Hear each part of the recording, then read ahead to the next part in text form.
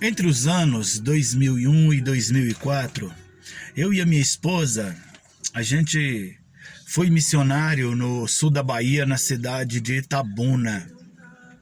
E a gente tinha uma congregação em uma fazenda por nome Fazenda Unida. E todo primeiro sábado de cada mês, a gente ia levar a Santa Ceia para aqueles irmãos. Lá tinha uma congregação. Então a gente tomava um ônibus na cidade de Itabuna, descia na cidade de Itamaraty. E aí a gente, quando encontrava carro, caminhonete, algum pau de arara descendo para aquele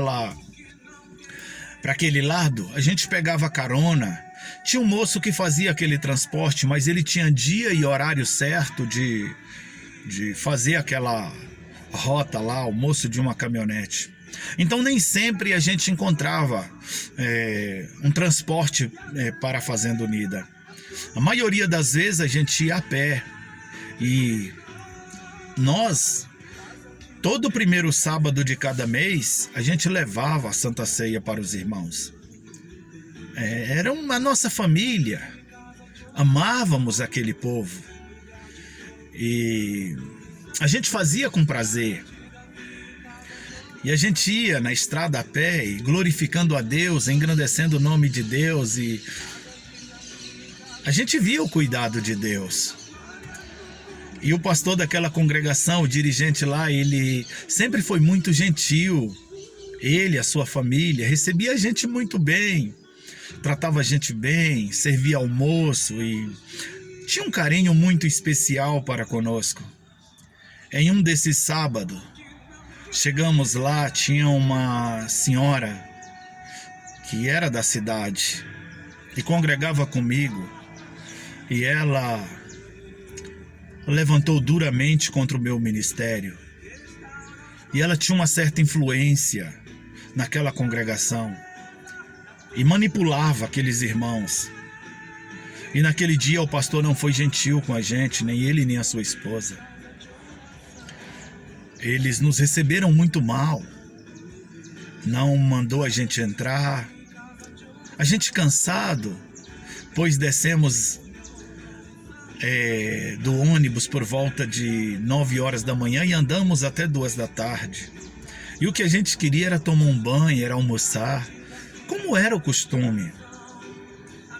E nesse dia foi diferente. A bolsa pesada no nosso ombro. Eles nem mandaram a gente guardar. E aí não deram ibope, saíram e foram os seus afazeres. E eu olhei para minha esposa e vi que ela estava moída por dentro. Mas mesmo assim ela confiando em Deus. Então a gente foi para debaixo do pé de cacau. E a gente ficou debaixo do pé de cacau e choramos bastante diante do Senhor. Orávamos e chorávamos. E perguntávamos, Senhor, por que estamos passando por isso? Qual o propósito disso tudo? E a gente olhava para o céu e parece que lá estava Deus com a câmera fotográfica nos fotografando e dizendo: bem-vindo à escola do discipulado pessoal. Aqui não existe mamãe nem papai, aqui vocês estão aprendendo comigo. E de fato ali foi a nossa escola. E a gente viveu o que o salmista diz no Salmo 23. Ele refrigera a nossa alma. Quando a gente estava em angústia, aí veio um obreiro de lá, um diácono, e viu a gente e perguntou o que havia acontecido. E ele falou: vocês não vão ficar aqui, vocês vão comigo para minha casa. Em uma casinha simples, pau a pique, barro, palha, mas uma casinha cheia do amor de Deus. E eles trataram da gente. E à noite a gente foi para o culto, o clima não estava muito bem, mas já estava melhor. E aí a gente não falou que ia no caminhão no domingo cedo. A gente foi a pé. E com fome, com sede na estrada. A sede muitas vezes não durava muito, porque sempre a gente via alguma casa nas proximidades da estrada e a gente ia pedir uma água. E aí a gente chegou na BR por volta de 5 horas da tarde e tinha um ônibus que passava às 17h15. E a gente era acostumado a tomar esse ônibus lá, naquela parada, naquele local. Mas nesse dia ele passou e não parou.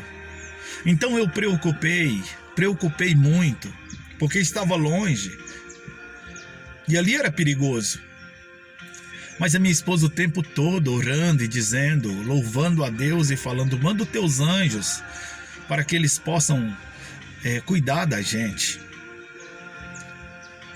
E tá vindo um caminhão, uma Scania, com um trator na carroceria.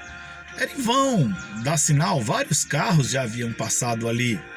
Mas para que dar sinal? BR movimentada, perigosa.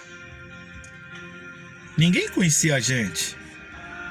Então aquele moço que estava conduzindo aquele caminhão com um trator dentro, ele veio diminuindo a velocidade.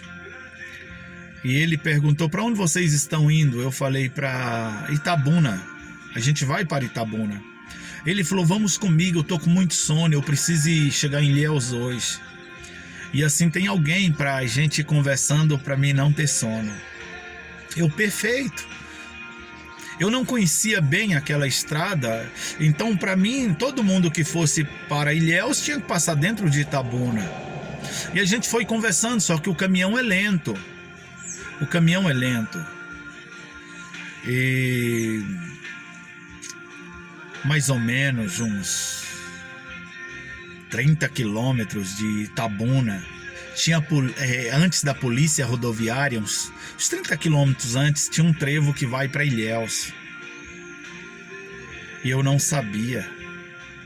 E ele falou assim: olha, eu tenho que deixar vocês aqui porque aqui é mais perto. Aí não tem que eu passar dentro de Itabuna. Já ajudou, né? Eu pensei, já, mas com certeza ajudou ele, que eu vim conversando bastante, alegre, mas agora não tinha me ajudado, porque já era noite, escurecia muito rápido lá, e o caminhão demorou por estar pesado e tinha muita subida, muita curva.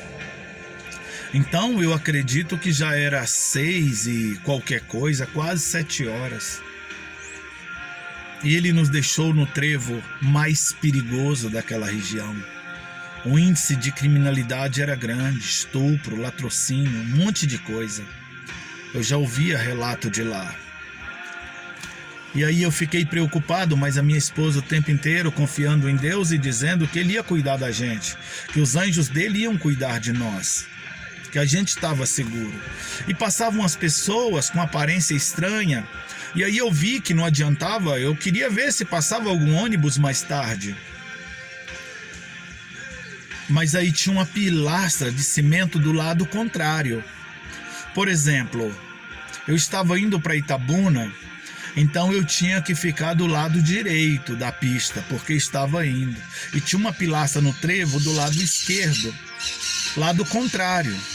Então eu convidei minha esposa para a gente ficar ali, porque a gente ia sentir mais seguro, porque os faróis dos carros não iam revelar gente e pessoas de moto, outros veículos ali. Se tivesse com intenção ruim, não ia ver a gente. Então minha preocupação com a minha esposa, eu quis protegê-la. E a gente foi. E ela orando e cantando: Senhor, manda o teu anjo. De repente está vindo um ônibus da Águia Branca, da empresa Águia Branca. Quando eu pensei de ir para o outro lado da pista para dar sinal, como estava à noite, eu vi que a luz lá no itinerário estava acesa, escrito executivo. E embaixo, olha só, missão especial. Se já era executivo, que missão especial era essa? Então o nome executivo chamou a minha atenção. Eu sabia que ele não ia parar, porque ele estava em uma missão especial, eu sei lá o que ia fazer. E eu continuei então na pilastra, e ele foi diminuindo a velocidade. E aí ele acionou a buzina, deu um toquezinho na buzina. Quando eu olhei para ele falou Itabuna. Eu perguntei Itabuna e ele só banou a cabeça Itabuna, ele não falou nada. Eu vi que ele banou a cabeça, balançou a cabeça consentindo. Então a gente atravessou a pista rápido, entrou e tornamos perguntar Itabuna, ele tornou a confirmar com a cabeça. Que ônibus chique. Eu trabalhei em 2 empresas. Nunca vi ônibus tão bonito. Nunca vi ônibus tão confortável igual aquele. E as poltronas tudo em posição certinha, eretra, e 2 poltronas estavam em posição de descanso. E eu olhei para minha esposa e ainda brinquei, falei, os anjos que andaram conosco estão descansando, então vamos ao lado deles. E a gente foi para Itabuna. Quando a gente chegou em frente à rodoviária de Itabuna, bem em frente tem um sinal, e ele estava vermelho. E o motorista falou, querem ficar aqui ou querem ficar na rodoviária? Ora, se ele fosse missão especial, ele não poderia deixar passageiro na rodoviária. Então eu falei, aqui mesmo. Ele falou, seu ônibus está aí atrás. Como ele sabia que o meu ônibus era o Maria Pinheiro que ia para o bairro do Zizo? Como? Eu não percebi nada. Então a gente falou, aqui mesmo, obrigado. E a gente desceu. A gente colocou a mala no chão. Quando a gente colocou a mala no chão, o sinal estava ainda vermelho. A gente virou para agradecer, para Deus abençoe mais uma vez, porque estávamos gratos. Não existia ônibus da Águia Branca lá. Ele sumiu. Misteriosamente aquele ônibus desapareceu. E a gente ficou procurando, cadê o ônibus da Águia Branca? Cadê o ônibus? E os passageiros, não tem ônibus, e o sinal fechado. Eu falei, a gente desceu do... Não tem ônibus. Não tem. O que tá isso aí? Tá indo, tinha Maria Pinheiro, tinha bairro não sei o que, Fátima. E eu falei, mas tinha, a gente veio nele, não tinha, vocês estão doidos. A gente entrou no ônibus que a gente ia. O sinal abriu, eu não vi ônibus da Águia, não tinha ônibus da Águia. Tinha uns 2 coletivos, mas muitos carros lá, e o sinal abriu, a gente foi. E a gente chegou na nossa igreja, já ia terminar o culto, já iam fazer a oração final. Eu me lembro quando a gente entrou na porta da igreja, veio uma pessoa em nossa direção, colocou a mão na nossa cabeça e falou, eu sou fiel com quem é fiel comigo. Vocês foram fiéis comigo e eu sou fiel com vocês. Eu mandei o meu anjo para cuidar de vocês. Sou ou não fiel? Aí a gente desmoronou. A gente viu que aquele dia andamos cerca de 60 quilômetros, mais ou menos, com o anjo do Senhor. O Senhor é fiel, Ele cuida.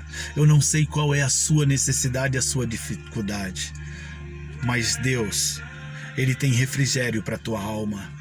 Deus, Ele tem pastos verdejantes para você. Deus, Ele tem uma fonte segura, tranquila para você. Beba nesta fonte.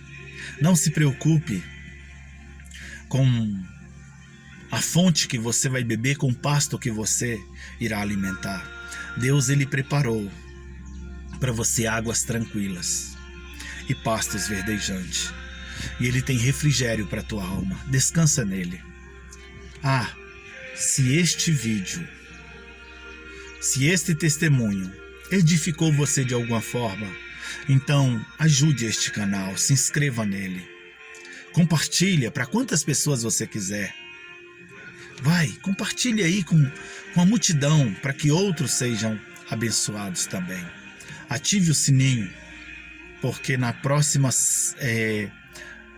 testemunho da série Aconteceu Comigo é fantástico. Que Deus te abençoe. Até o próximo, se Yahvé permitir.